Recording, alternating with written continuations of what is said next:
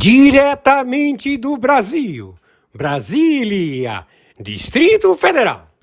Quem vos fala, mestre Dinho, trazendo sempre informações na palma da sua mão, com notícias de utilidade pública, nacional e internacional.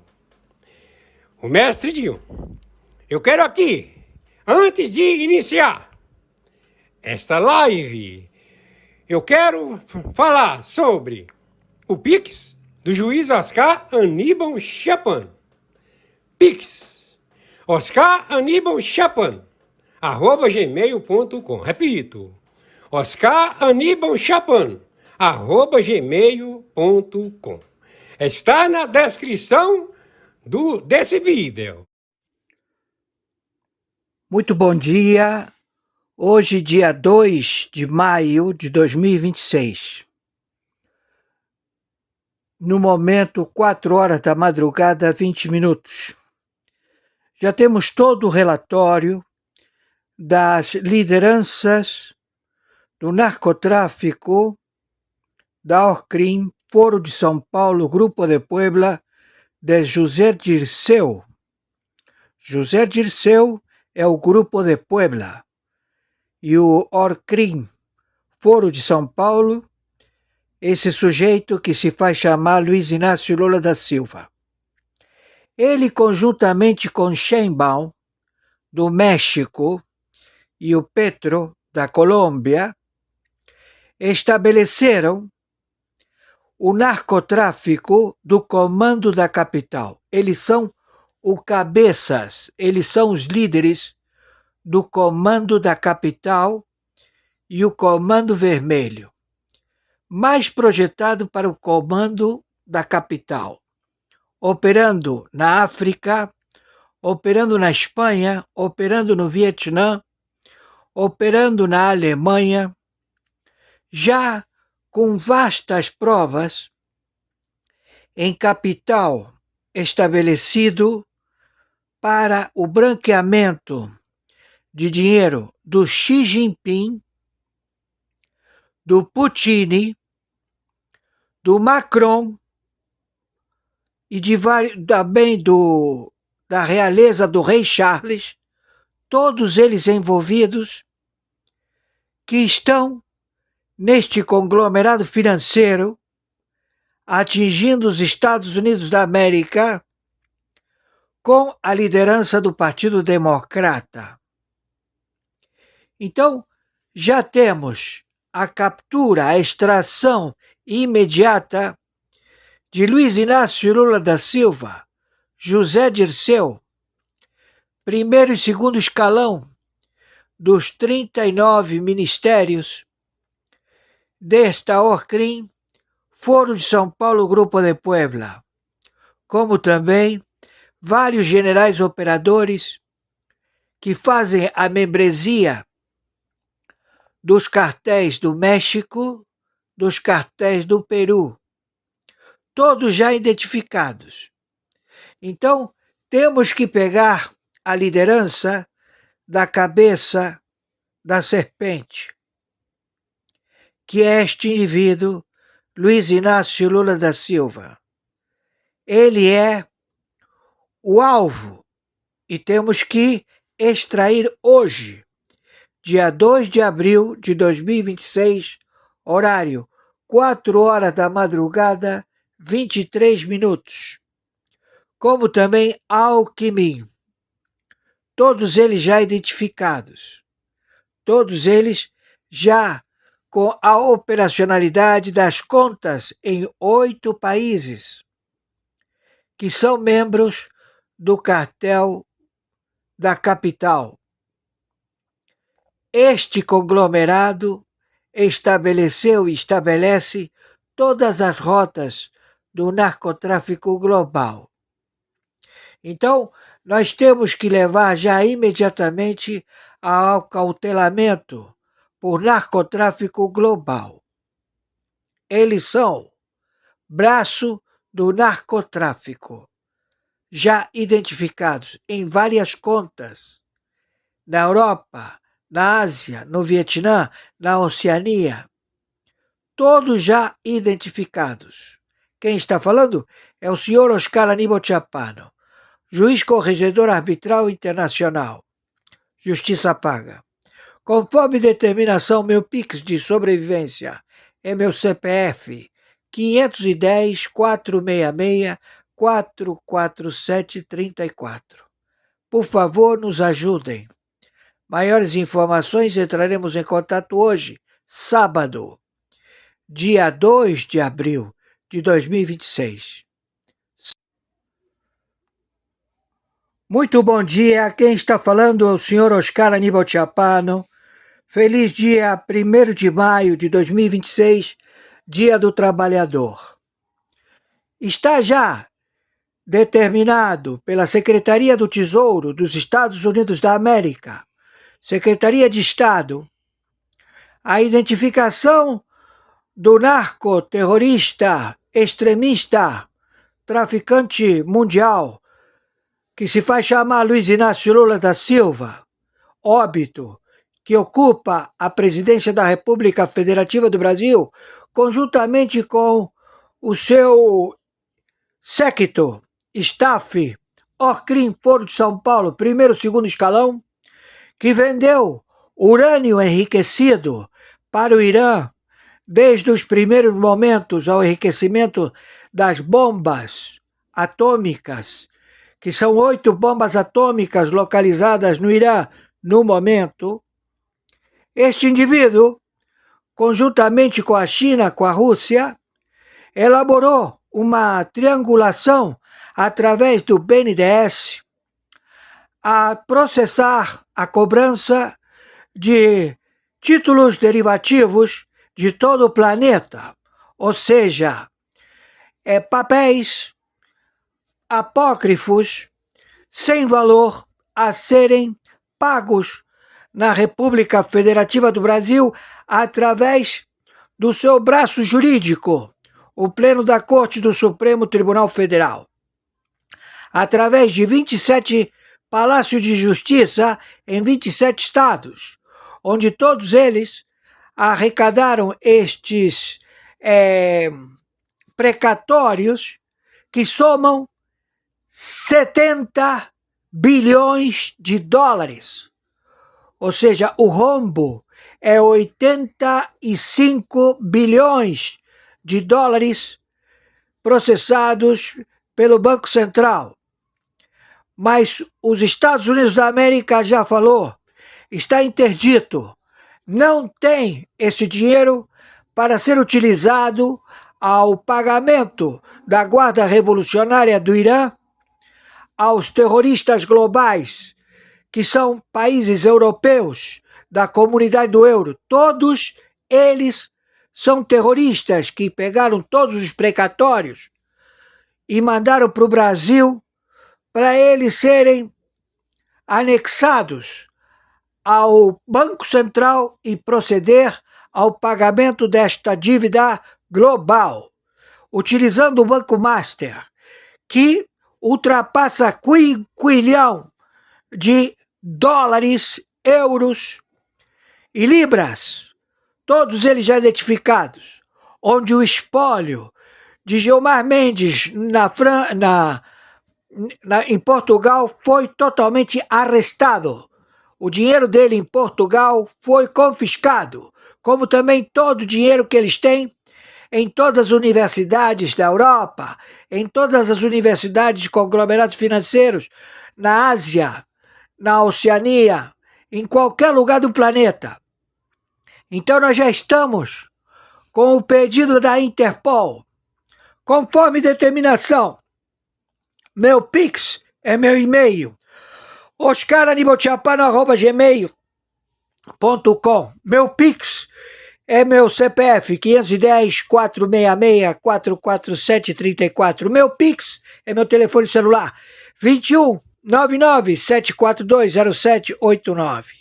Então eu peço, por favor, que me ajudem, porque tenho que pagar, as pessoas estão me mandando 10, 5, 20 reais, 50 reais. Por favor, nos ajudem, temos que pagar aluguel, temos que pagar a internet. É uma dívida, eu pago agora e começo o mês já com dívida. Por favor, me ajudem. Povo que eu amo, povo brasileiro, e que estou trabalhando para vocês, para todos nós, para a humanidade. Viralizem isto, por favor. Não vai haver dinheiro, está tudo confiscado.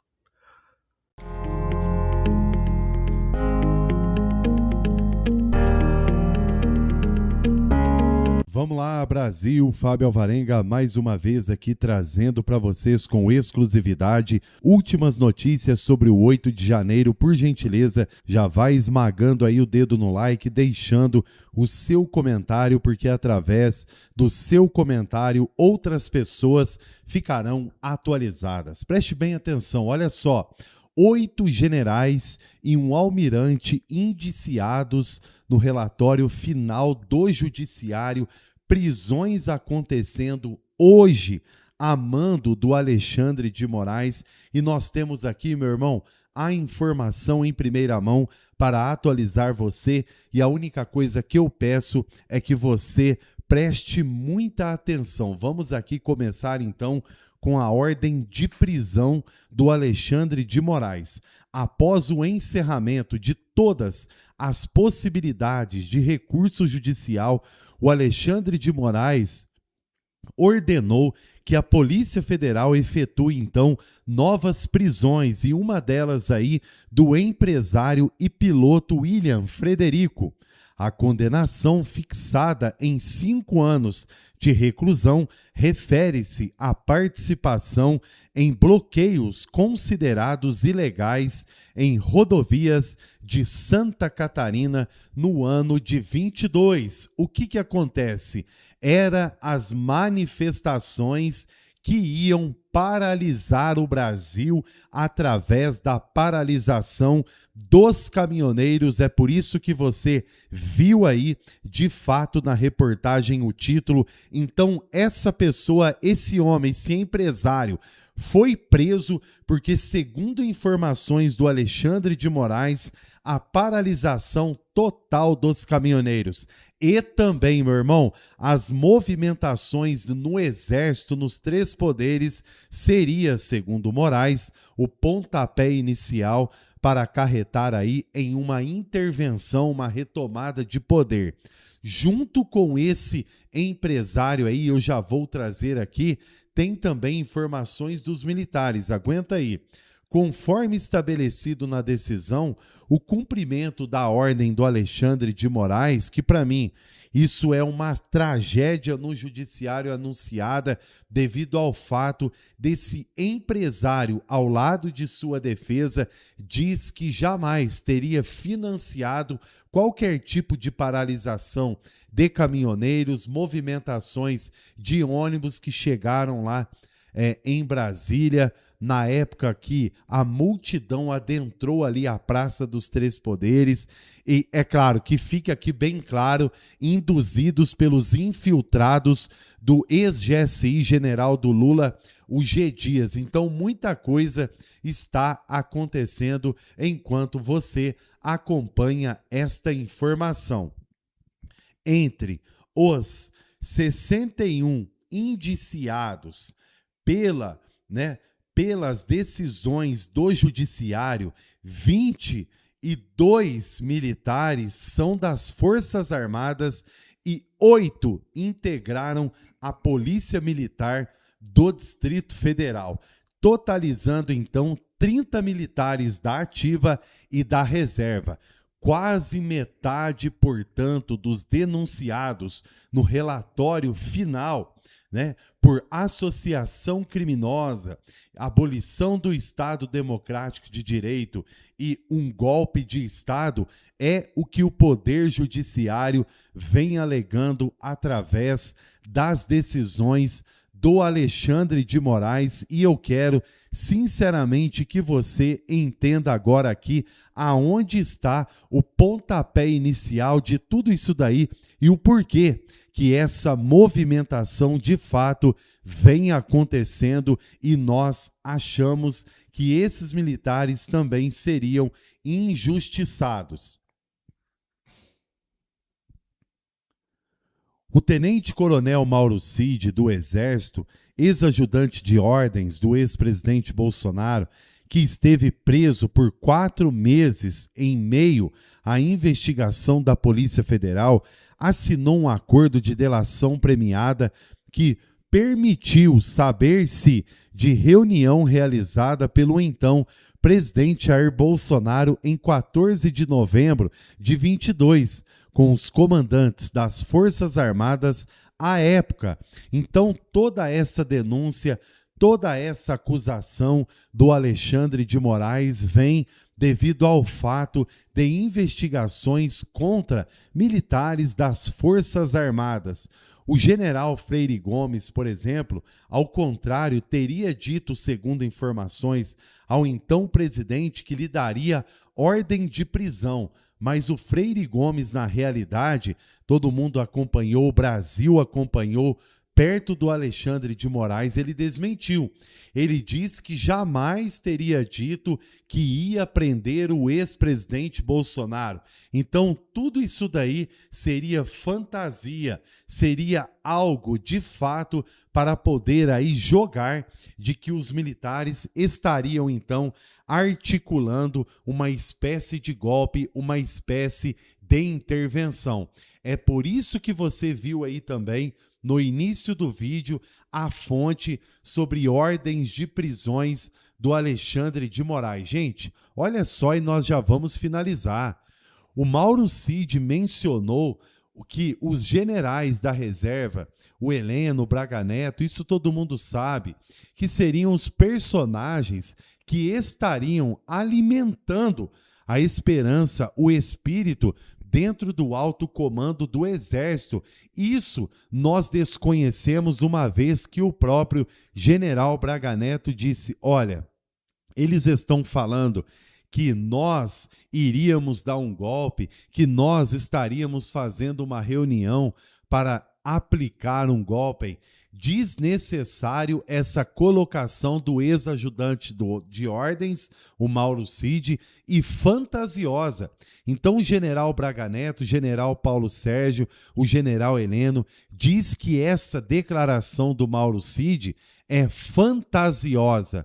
Então nós estamos aqui mostrando para vocês a realidade do que acontece dentro do alto comando, dentro das forças, porque isso sim prova que a ponta do iceberg foi descoberta e que esse navio, chamado injustiça, chamado ordens de prisões, ele pode de fato bater e todos que estão ali em cima naufragarem e caírem de fato no esquecimento, porque o povo brasileiro está vendo que aqueles que estão forçando algo contra inocentes, esses vão pagar a conta, esses vão pagar o preço, porque a história vai se encarregar de fato de colocar os pingos nos is, colocar a casa em ordem. Que Deus abençoe a sua casa, a sua vida, a sua família. Por gentileza, se inscreva aí no canal Direto no Assunto, ative o sininho de notificação e faça o seu comentário, porque através do seu comentário outras pessoas ficarão atualizadas e vão saber também a verdade de tudo ou quase tudo o que acontece nos bastidores do meio político ali em Brasília. Até mais. Não tem qualificação. O Exército vai investigar uma festa que aconteceu dentro de um quartel no Rio de Janeiro. Tinha bebida alcoólica, tinha dança, tudo no horário do expediente, né, Fernando Davi, que tem os detalhes. Boa noite. Festa animada, Oineg. Muito boa noite para você também e a todos, né? Festa animada que aconteceu na quarta-feira. As imagens foram divulgadas hoje nas redes sociais. Um churrasco dentro do 26º Batalhão de Infantaria Paraquedista, na Vila Militar, na zona oeste aqui do Rio de Janeiro. Nas imagens, militares, a maioria só com a calça da farda e sem camisa, dançando ao som de funk no horário do expediente. Alguns aparecem até fazendo o consumo de bebidas alcoólicas.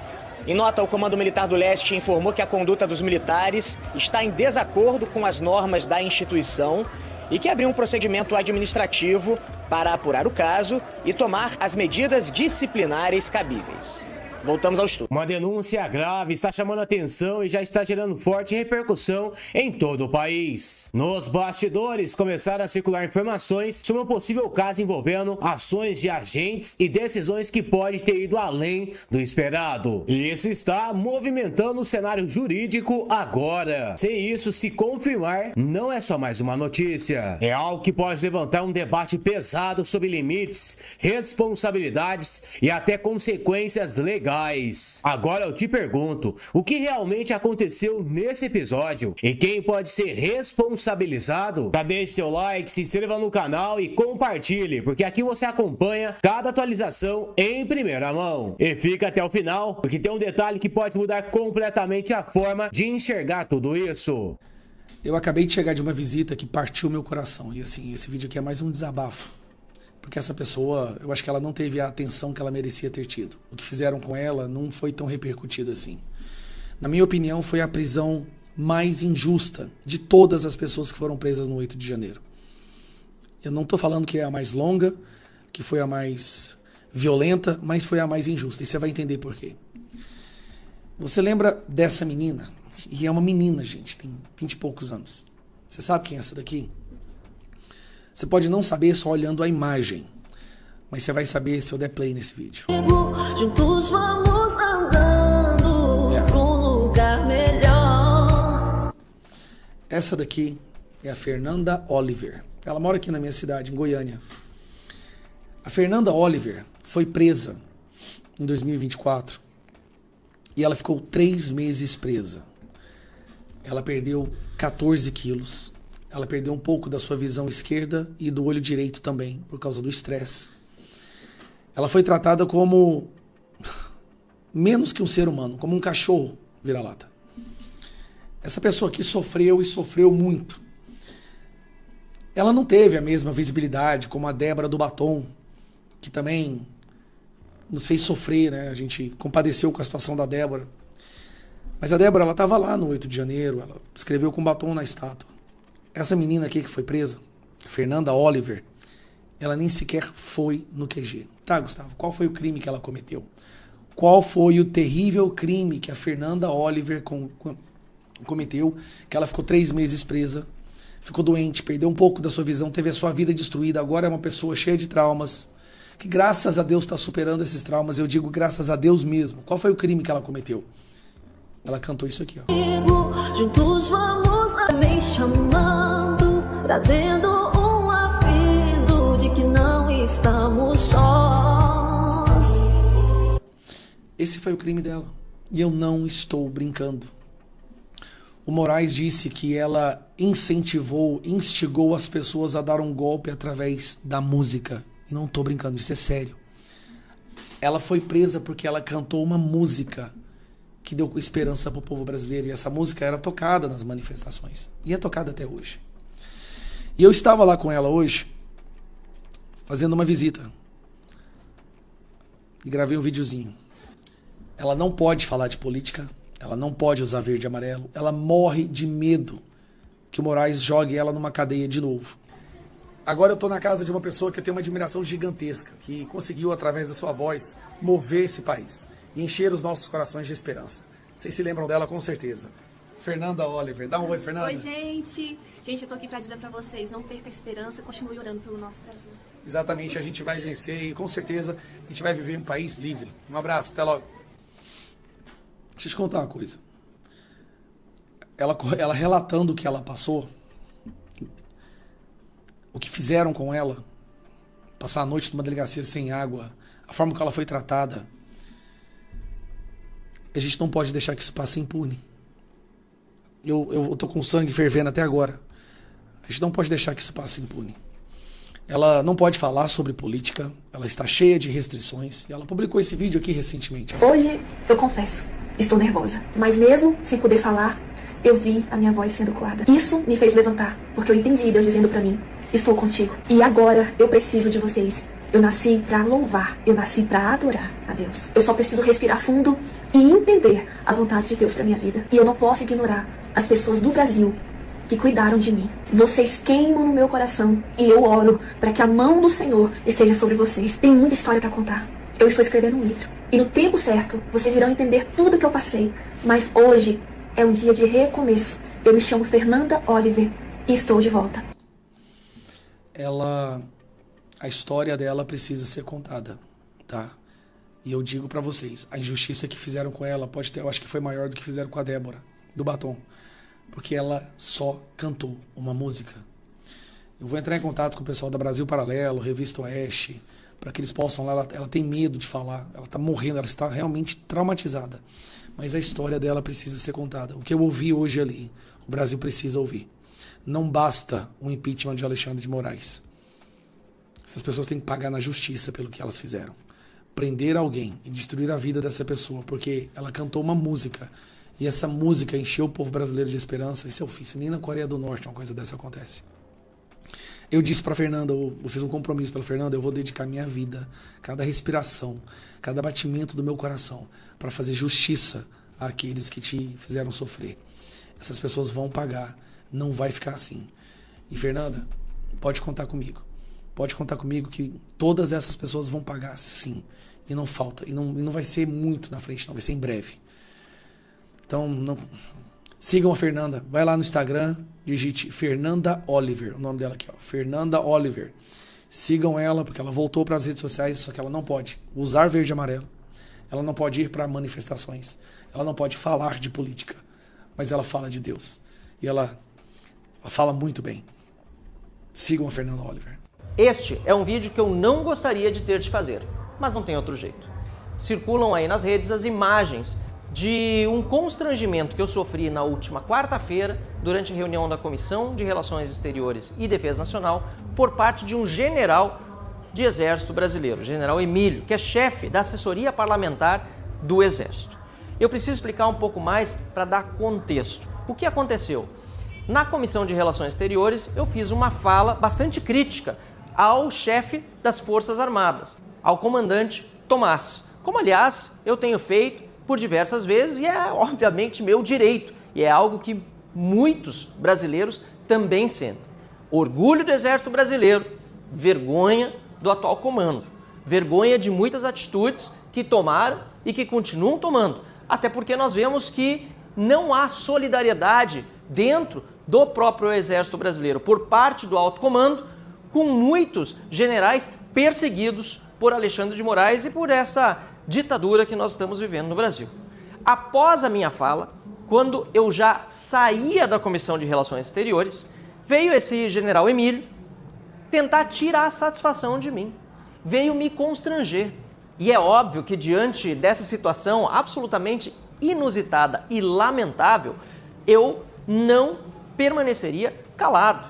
Eu respondi do jeito como entendi naquele momento. O vídeo tá aí, tá circulando, vocês vão ver inclusive a sequência todas de vídeos e depois voltei à Comissão de Relações Exteriores para lamentar a atitude desse general Emílio e dizer ao presidente da Comissão de Relações Exteriores, Luiz Felipe, que tomasse providências, como ele já me disse que tomará a partir do encaminhamento desse vídeo e de todas as informações.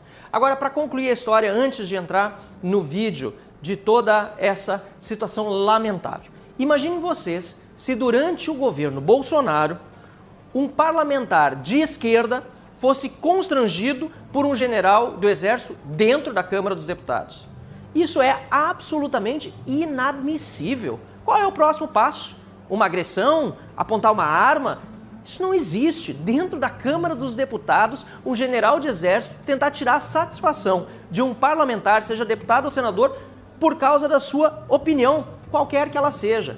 É por isso que estamos tomando todas as providências, lavrando o boletim de ocorrência na polícia da Câmara dos Deputados e vamos exigir, inclusive, que esse general não possa mais entrar na Câmara dos Deputados, no Congresso Nacional e que o Exército Brasileiro tome atitude em relação a esse lamentável episódio. Isso não pode ficar assim e nenhum parlamentar de direita ou de esquerda pode sofrer qualquer tipo de constrangimento por qualquer pessoa dentro da Câmara dos Deputados, ainda mais por parte de um membro das Forças Armadas e de alta patente. Isso, sim, envergonham o Exército Brasileiro, do qual, repito, tenho muito orgulho por sua trajetória e por todos aqueles que servem lá e fazem a coisa certa, que tem boa conduta. Mas esse alto comando, sinceramente, está dando motivos de muita insatisfação na tropa e também de vergonha para o povo brasileiro. E quero aproveitar para agradecer ao líder da oposição na Câmara dos Deputados, Cabo Gilberto Silva, e todos os demais parlamentares e cidadãos brasileiros, inclusive membros das Forças Armadas, que têm expressado sua solidariedade para comigo. Assim como o líder da oposição, Cabo Gilberto, disse, repito, vamos tomar todas as providências necessárias para que jamais, eu disse jamais, algo igual aconteça dentro do Congresso Nacional. Até hoje, desde a última vez em que os generais e comandantes do Exército vieram aqui, era a presidência do deputado Lucas Edecker, nunca mais apareceram aqui para fazer a relação. Eu queria entender por quê, presidente. Não, é sério. É verdade. Não vieram aqui. Eu tive a oportunidade naquele dia, inclusive, de expor a minha opinião ao comandante Tomás, que é um ajudante de ordens do ministro Alexandre de Moraes. Ele é um cidadão que não honra. Pode processar. Aliás, Silas Malafaia é réu agora por chamar os generais de covardes, frouxos. Se tivesse chamado de corajosos, seria réu por fake news. Nós estamos nessa situação no Brasil. Então, presidente, eu queria pedir a Vossa Excelência aqui para cobrar, vamos fazer o requerimento aqui para cobrar que os comandantes das forças venham aqui à Comissão de Relações Exteriores. É óbvio, por que não vem aqui? Tô louco para vê-lo de novo. Quero que... Era melhor chamar o chefe dele logo, Alexandre de Moraes.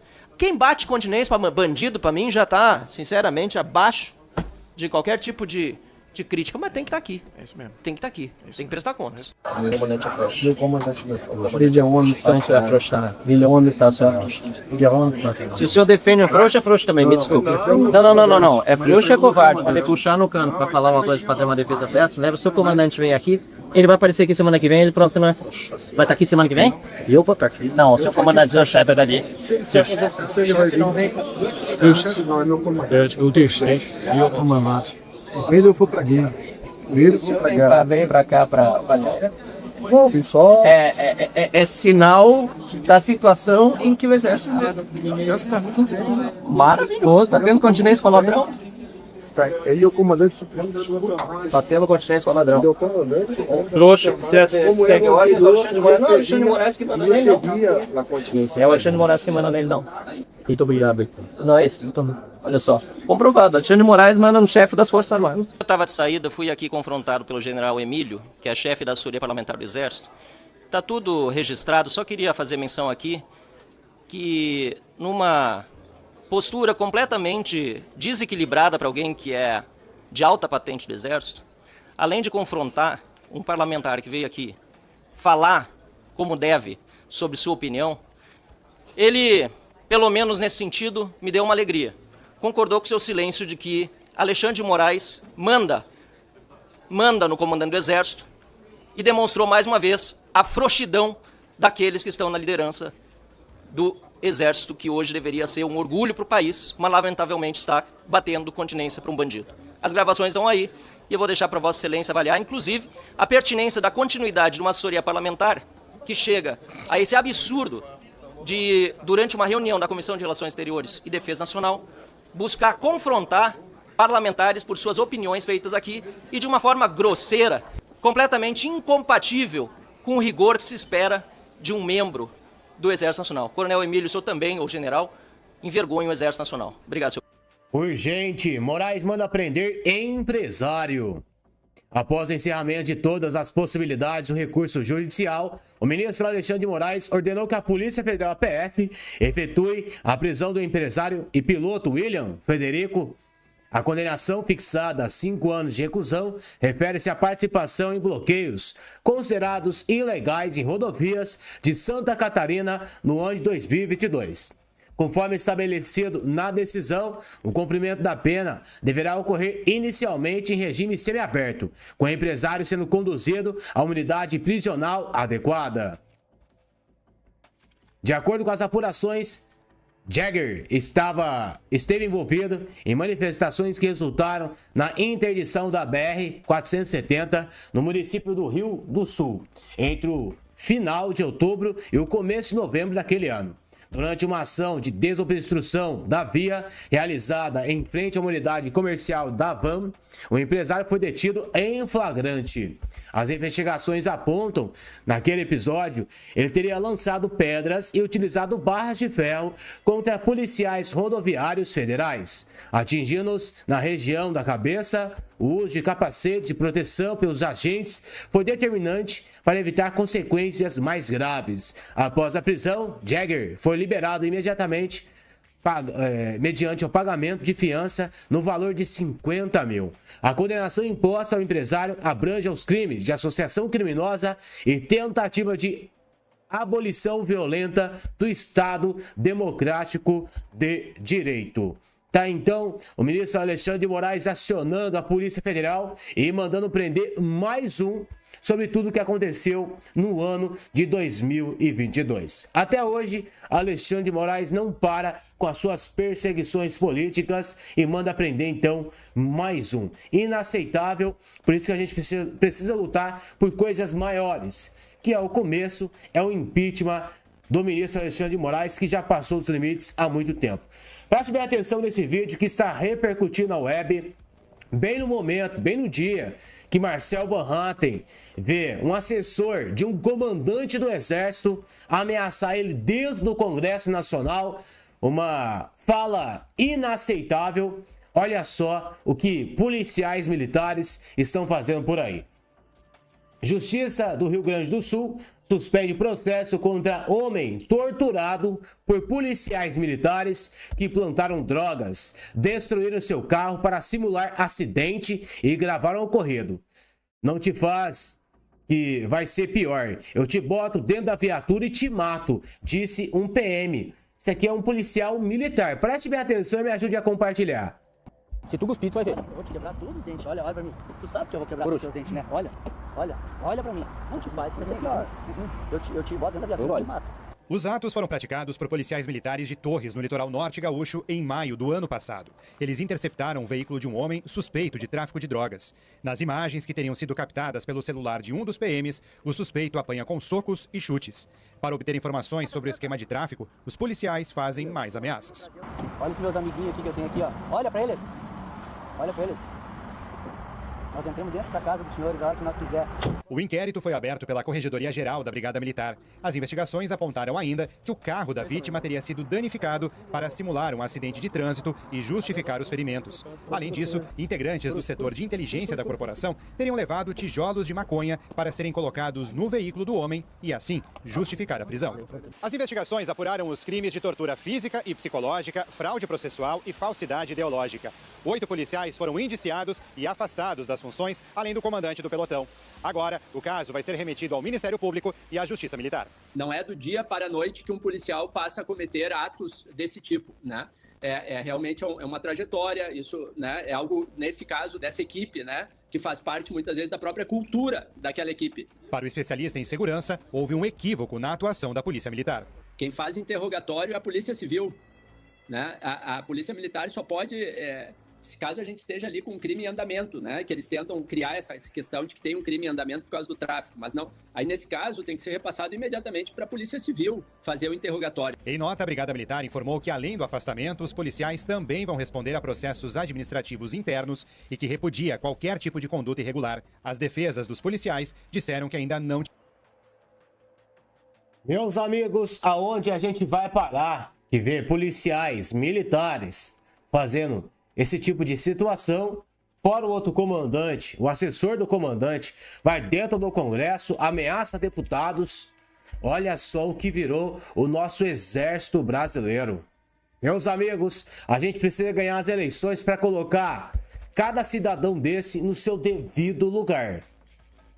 Preste bem atenção com mais uma informação absurda. Alexandre de Moraes não perde a oportunidade para cometer maldades contra o presidente Bolsonaro. Acabou de mencionar a decisão do ministro Alexandre de Moraes. Ele continua rigoroso nas suas decisões. Ele classificou a autorização como um direito à saúde e à dignidade do ex-presidente. Veja aqui nesse trecho da decisão do ministro Alexandre. A autorização para a realização da cirurgia é medida que se impõe como desdobramento do direito à saúde e à dignidade da pessoa humana, garantir o tratamento médico indicado, mas também modular as condições da sua realização, de modo a compatibilizá-la com as regras da execução penal. Como isso se traduz? Em que medida isso se manifesta? Tem na próxima página, no próximo trecho que selecionamos para vocês da decisão do ministro Moraes. Michele Bolsonaro, ex-primeira-dama, fica autorizada a acompanhar o custodiado durante todo o período da internação, período em que todas as visitas estarão suspensas.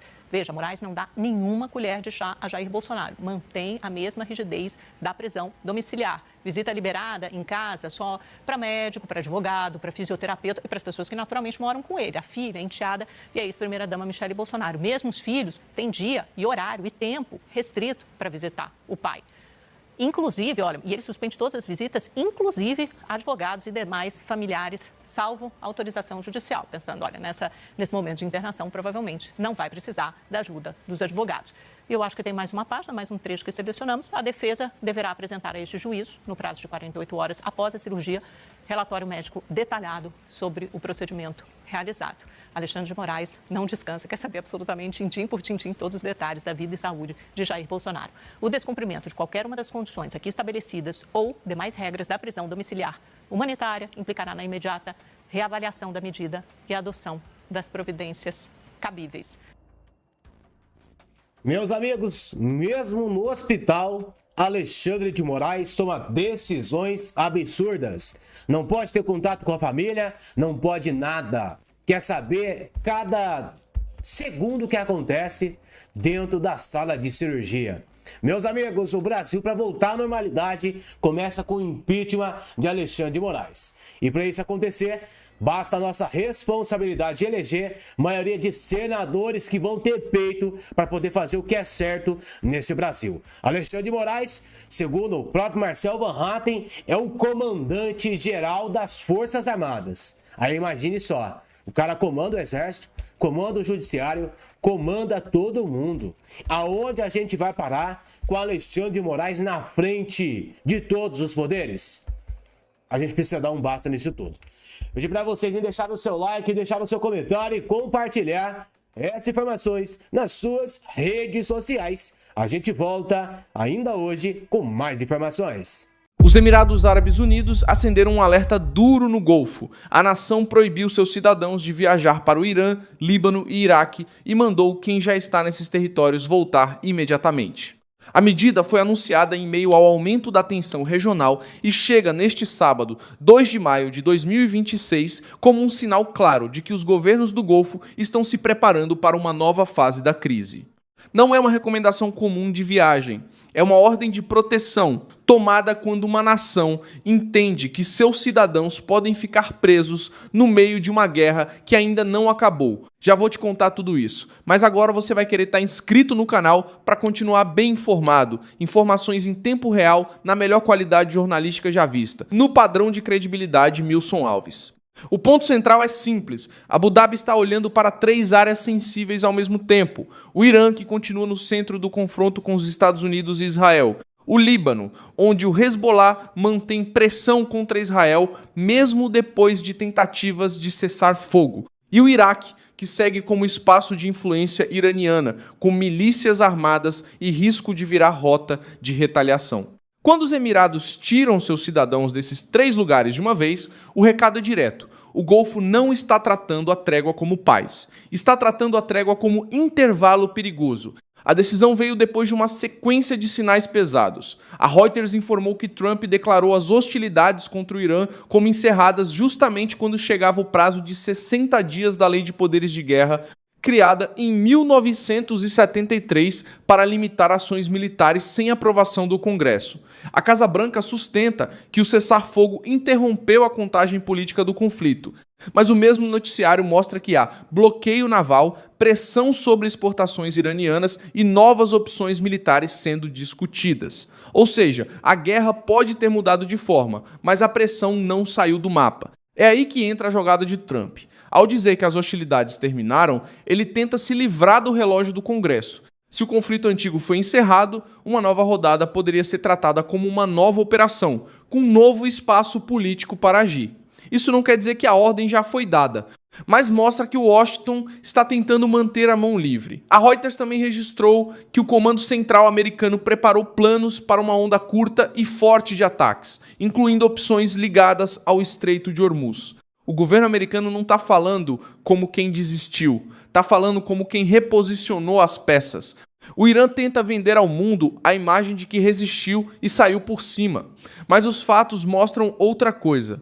O regime está sob bloqueio, perdeu capacidade de exportação, enfrenta pressão financeira e ainda tenta transformar o Estreito de Hormuz em moeda de troca. O Departamento do Tesouro dos Estados Unidos alertou empresas de navegação de que pagar taxas ao Irã para passar por Hormuz pode gerar sanções. Esse ponto é explosivo porque mostra que Washington não aceita que Teherã cobre pedágio sobre uma rota vital do comércio mundial. Por isso, a Ordem dos Emirados precisa ser lida como um sinal regional. Abu Dhabi sabe que se a crise voltar com força, o risco não ficará preso ao território iraniano. Pode alcançar o Líbano por causa do Hezbollah, pode alcançar o Iraque por causa das milícias ligadas a Teherã e pode alcançar o Golfo por causa das rotas de energia, dos portos e da infraestrutura. A medida dos Emirados, então, não é pânico, é cálculo frio. Quem retira seus cidadãos antes da tempestade demonstra que está vendo nuvens que muita gente ainda finge não enxergar. No Líbano, a situação também não transmite paz.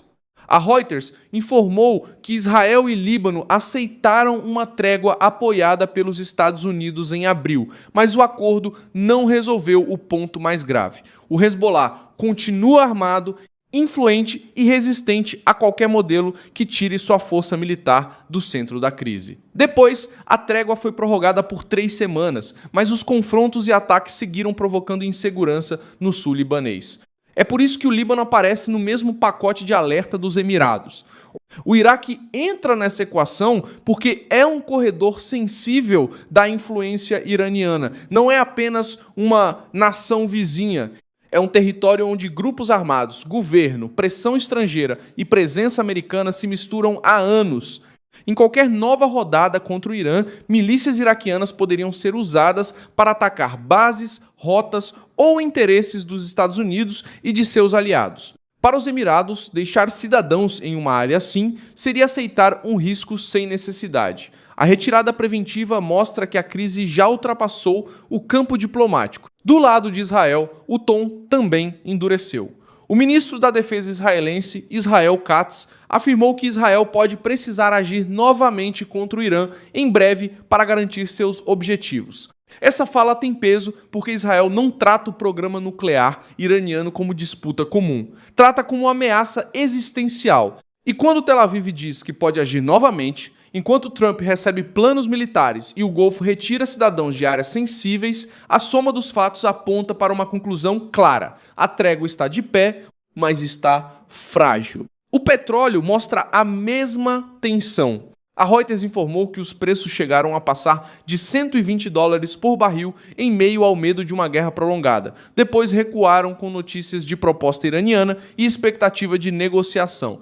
Mas esse recuo não significa confiança plena. Significa que o mercado reage a qualquer frase de alívio, mesmo quando o problema de fundo continua. O próprio Brent fechou em $108 em 1 de maio, ainda com o Estreito de Hormuz bloqueado por Teherã e exportações iranianas pressionadas pela Marinha Americana. Essa queda momentânea no petróleo ajuda Trump. Quando o mercado acredita que a guerra esfriou, a pressão interna diminui, a gasolina pesa menos no debate político, as bolsas respiram e o governo ganha tempo. Mas, no campo real, a Casa Branca continua pressionando o regime iraniano. O bloqueio no Golfo de Omã, segundo a Axios, já teria custado ao Irã cerca de 4,8 bilhões de dólares em receita de petróleo desde 13 de abril. Essa é a parte silenciosa da guerra. Menos mísseis no ar, mais sufoco financeiro no caixa de Teherã. A história ajuda a entender por que esse tipo de alerta não deve ser ignorado. Em 1973, durante a guerra entre árabes e israelenses, membros árabes da OPEP impuseram embargo contra os Estados Unidos por causa do apoio americano a Israel. O resultado foi choque de energia, pressão econômica e mudança na forma como o mundo passou a enxergar o petróleo do Oriente Médio. Naquele momento, ficou claro que uma crise militar regional podia virar crise econômica global em poucos dias. Agora, o centro do medo mudou de forma, mas não de lógica. Em vez de embargo clássico, o mundo olha para Hormuz, bloqueios, taxas, sanções, drones, milícias e rotas alternativas. O mecanismo é diferente, mas o efeito pode ser parecido. Energia mais cara, transporte mais caro, produtos mais caros e governos pressionados. Por isso, quando uma nação como os Emirados manda seus cidadãos deixarem Irã, Líbano e Iraque, ela não está olhando apenas para passaportes, está olhando para o mapa inteiro da crise. O que Trump parece buscar é uma rendição política do regime iraniano sem aceitar que Teherã transforme Hormuz em troféu.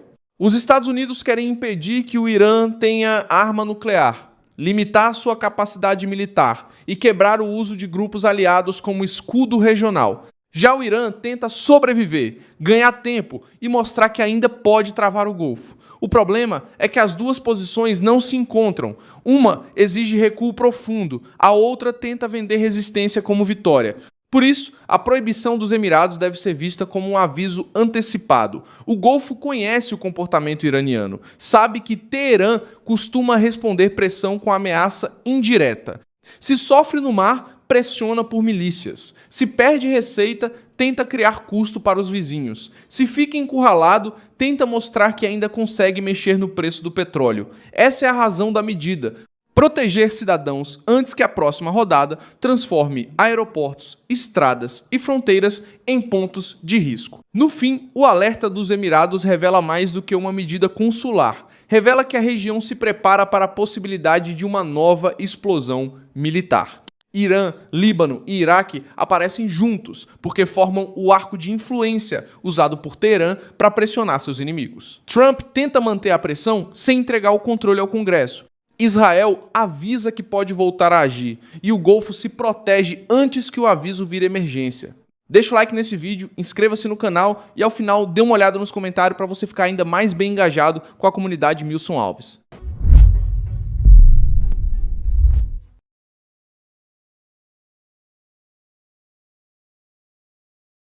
Algo mudou em Brasília. Jorge Messias está pedindo para sair até mesmo da Advocacia Geral da União agora. As investigações de corrupção estão cercando cada vez mais o Lula e o seu filho. O sistema, como vocês estão vendo, está se rendendo para o nosso amigo Flávio Bolsonaro, o Alcolumbre, o presidente do Senado, além de enterrar a indicação do Messias para o STF, além de aprovar a anistia e prometer até o impeachment de ministros do Supremo agora, ele está fechando apoios do União e o PP para a eleição de Flávio Bolsonaro esse ano. É isso mesmo. Ele está sinalizando de tudo que é jeito para o Flávio. Inclusive prometendo, como eu falei, impeachment de ministros do STF. Isso é uma tentativa desesperada de ser reeleito presidente do Senado na próxima eleição, que estará nas mãos aí do próximo presidente da República. Então, assim, o próprio Alcolumbre sabe que Flávio Bolsonaro será o próximo presidente do Brasil. Mas o que você precisa entender é que nós vamos usar esse sistema que está se rendendo a nós para que nós possamos vencer a esquerda esse ano e vencer também o sistema. Muitas pessoas estão espalhando aí algumas notícias falsas de que o Flávio estaria fazendo um acordo com Alexandre de Moraes. Que coisa absurda é essa? Que coisa absurda é essa? Vou deixar inclusive o Flávio Bolsonaro falar sobre isso porque ele comentou. Peço que você se inscreva no canal, que você ative o sininho de notificações, que você compartilhe esse vídeo nas suas redes sociais para que mais pessoas possam saber da verdade do que realmente está acontecendo no nosso Brasil. Isso é umas notícias aí, da Globo, de que o Flávio Bolsonaro teria articulado junto com Alexandre de Moraes para a derrubada de Jorge Messias no Senado. Gente, é uma coisa muito louca você pensar nisso. Não faz o menor sentido. Alexandre de Moraes é o cara que tem oprimido o presidente Jair Bolsonaro de todas as formas. Não tem cabimento esse tipo de análise que fizeram aí, mas às vezes saem essas loucuras na Globo, né? Mas o Flávio Bolsonaro, ninguém melhor que o próprio Flávio Bolsonaro para responder todas essas desinformações que estão espalhando nesses últimos dias. Bora ver. Que teve uma aposta aí que nenhum bolsonarista ia falar mais de CPI do Banco Master, porque houve um acordo. Detalhe. E essa negociação, qual que teria sido a negociação? Então a gente vai derrubar aqui o Messias e vocês não vão falar mais da CPI do Banco Master. Entendeu? Certo? Podemos fechar assim? Então beleza. Aí eles deram as mãos e ficou resolvido. Isso é segundo analistas aí da Globo, né? Mas aí o Flávio Bolsonaro já vem e responde isso. Olha, quem apostou nisso aí apostou errado, vai perder dinheiro, porque nós vamos continuar defendendo a CPI do Banco Master. O que aconteceu na votação da derrubada desse veto ao PL da dosimetria é que, de fato, essa CPI, na verdade, do Banco Master estava travando ali a pauta, e a gente queria que essas pessoas que ainda estão presas, muitas delas, pudessem ir para casa. Então foi uma pauta, foi uma sessão com uma pauta única, houve a derrubada do veto ao PL da dosimetria, e a próxima sessão do Congresso que for acontecer, ela vai ter sim que haver antes a leitura dessa CPI, na verdade, desculpa, a CPI e do Banco Master. Então a gente não tem nenhum acordo com relação a isso. Imagina eu fazendo acordo agora com o Alexandre de Moraes, o algoz do presidente Bolsonaro, quem armou toda essa farsa para perseguir não apenas o meu pai, mas centenas de outros brasileiros. Não tem acordo nenhum com ele, não vai ter nenhum acordo com ele. Então essa questão é uma narrativa mentirosa que estão inventando, e mais uma vez, eu acho que estão usando ali a boa vontade dessa jornalista, Malu Gaspar, para plantar algo que simplesmente não existe. Não teve essa conversa com o Davi Alcolumbre, não teve essa conversa com o ministro Alexandre de Moraes de forma alguma. Foi uma conjuntura de interesses nossos, da oposição, e de uma parte da suposta base do governo que está insatisfeita com a forma como vem sendo tratada, junto com esse ingrediente dos excessos sem limites por parte de alguns no STF. É isso, irmão, é isso. Então, assim, o Flávio Bolsonaro aqui encerra de vez toda essa narrativa de que o Flávio está se aliando ao sistema, Alexandre de Moraes, não faz o menor sentido isso. Nós estamos combatendo o sistema. E a grande prova de que nós não fazemos parte desse sistema é justamente a perseguição que a família Bolsonaro, que tantos presos políticos hoje têm sofrido no Brasil. Se nós fizéssemos parte desse sistema, por que estaríamos sendo perseguidos por esse sistema? Não faz o menor sentido. Então, o que está acontecendo é uma rendição do sistema diante da luta incansável e grande que nós estamos travando, o crescimento de Flávio Bolsonaro nas pesquisas, disparando nas intenções de voto. Aí sim, meu irmão, isso sim está fazendo o sistema se render, se curvar finalmente. E, gente, a situação ela está ficando cada vez mais tensa, cada vez mais séria, a cobrança está ficando muito grande. Eu quero mostrar para vocês aqui o assessor de Tomás Paiva, que tentou intimidar um deputado, Marcel Van Hatten, e o Marcel Van Hatten não recuou, falou na cara dele aquilo que, na verdade, acredito que todos nós brasileiros queríamos dizer para os oficiais hoje das Forças Armadas, né? Essa que é a grande verdade. Se eu não me engano, esse homem aqui, ó, que o Marcel Van Hatten está discutindo, é um general, inclusive. O Marcel Van Hatten é um homem de muita coragem, é um homem de muita honra. Eu tenho visto o trabalho dele nesses últimos tempos aí, e eu acredito que faz parte de um dos políticos que vão mudar a história desse país. Olha só, gente, esse vídeo aqui é incrível.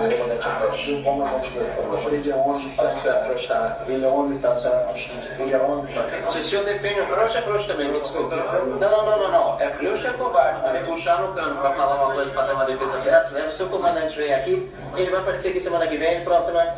Vai estar aqui semana que vem? Eu vou estar aqui. Não, seu comandante, seu chefe, vai aqui. Seu chefe não vem com isso.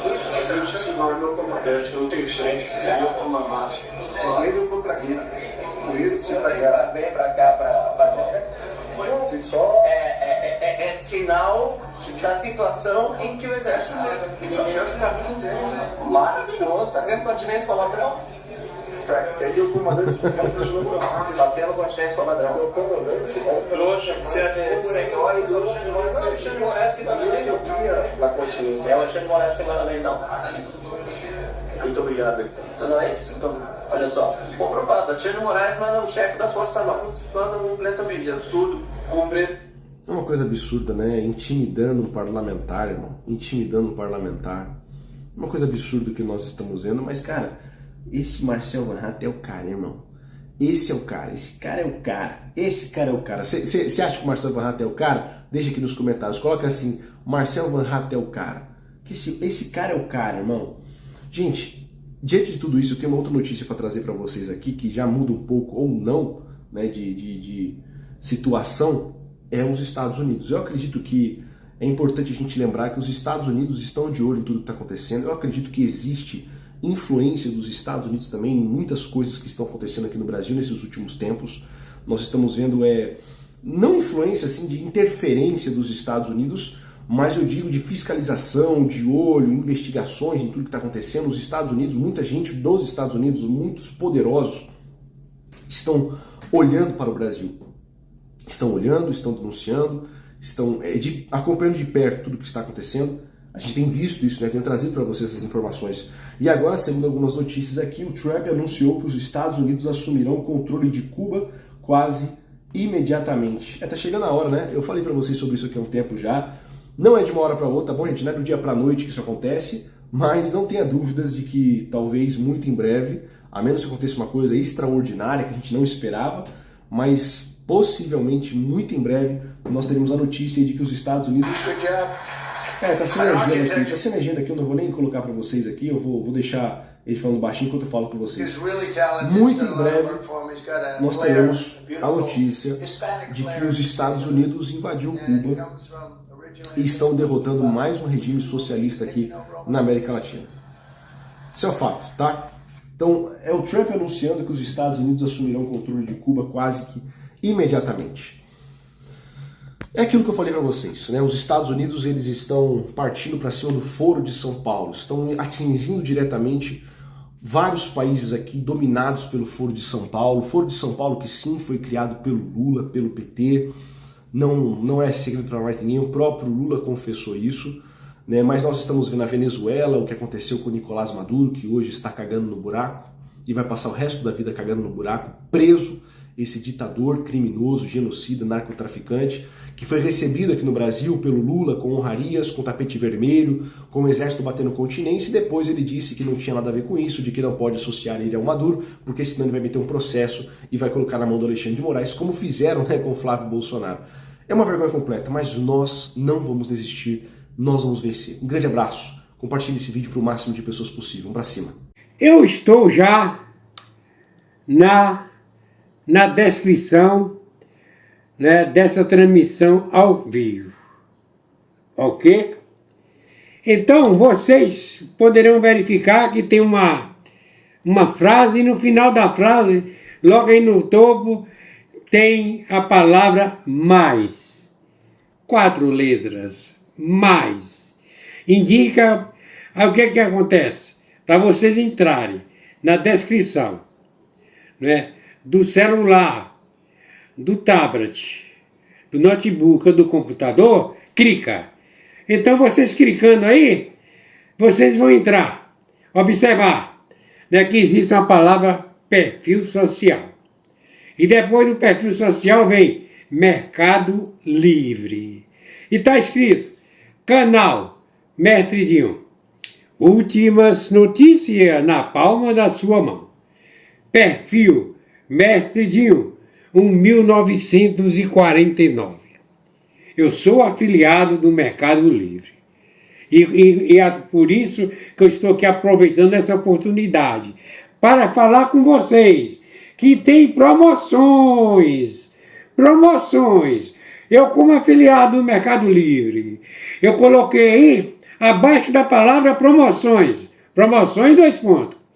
Tem aí o link. Todo mundo sabe o que é o link. O link do Mercado Livre. Você clica no Mercado Livre aí, nesse link do Mercado Livre. Não vai sair num só produto, não. Vai sair numa vitrine. O Mercado Livre, por enquanto, tem quase 200 produtos. Certo? Produtos, a maior parte com promoções. Produtos que nós precisamos.